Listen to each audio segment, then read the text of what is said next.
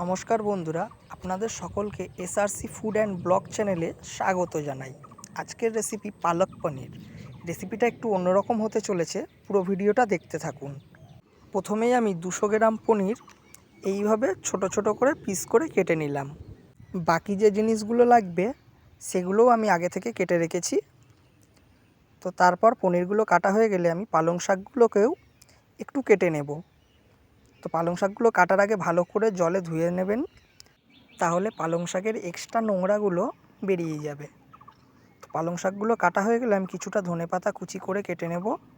এবার একটা গ্যাসের চুলায় একটা কড়াই বসিয়ে কড়াইটা ভালো করে গরম করে নিয়ে তাতে 3 চামচ সাদা তেল দিয়ে, 2টো দারচিনি, 2টো এলাচ দিয়ে, তাতে কিছুটা পেঁয়াজ কুচি দিয়ে পেঁয়াজগুলো ভালো করে ভেজে নেব 2-3 মিনিট ধরে। তো পেঁয়াজগুলোর কালার যখনই চেঞ্জ হয়ে যাবে তার মধ্যে রসুন আর আদা কুচিগুলো দিয়ে দেব, দিয়ে একটু ভালো করে ভেজে নেব। এগুলো ভাজা হয়ে গেলে এর মধ্যে আমি পালং শাক কুচিগুলো অ্যাড করে দেবো, দিয়ে 7 থেকে 8 মিনিট ভালো করে ভেজে নেওয়ার পর দেখতেই পাচ্ছেন পালং শাকগুলো আমার সেদ্ধ হয়ে গেছে পুরো। এর মধ্যে ধনেপাতা কুচি, কাঁচা লঙ্কা আর টমেটো দিয়ে আরও 2 থেকে 3 মিনিট ভেজে নেব। ভাজা হয়ে গেলে এগুলোকে আমি একটা মিক্সির মধ্যে তুলে নিয়ে একটা পেস্ট বানিয়ে নেব। তো দেখতেই পাচ্ছেন পেস্টটা কতটা সুন্দর এসেছে। আর ওই একই কড়াইতে আরও 3 থেকে 4 চামচ তেল দিয়ে ভালো করে গরম করে নিয়ে আমি পেস্টটা দিয়ে 2 থেকে 3 মিনিট ভেজে নেব। এই সময় সামান্য একটু জল অ্যাড করে দিলাম, কারণ কড়াইতে যাতে লেগে না যায়। এবার একে একে মশলাগুলো দিয়ে দেবো।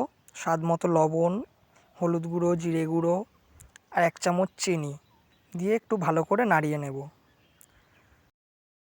সব মশলাগুলো মিশে গেলে এর মধ্যে টক দই অ্যাড করে দিলাম। টক দই অ্যাড করে দিয়ে ভালো করে ঘুটতে হবে, না হলে টক দইটা কিন্তু কেটে যাবে। দেখুন মশলা থেকে তেল ছেড়ে দিয়েছে। এই পজিশানে আমি একটু গরম জল অ্যাড করে দিলাম। দেওয়ার পর এবার পনিরগুলো দিয়ে হালকা হাতে 2 মিনিট ধরে মিশিয়ে নেবেন। 2 মিনিট পরে অল্প একটু ফ্রেশ ক্রিম দিয়ে আর একটু বাটার দিয়ে নামিয়ে নেবেন। ব্যাস রেডি আজকের রেসিপি পালক পনির। ভিডিওটি যদি ভালো লাগে তাহলে অবশ্যই একটা লাইক, কমেন্ট, শেয়ার করে দেবেন আর চ্যানেলটা সাবস্ক্রাইব করে বেল আইকনটা অন করে রাখবেন এই রকম নতুন নতুন ভিডিও দেখার জন্য। Thank you.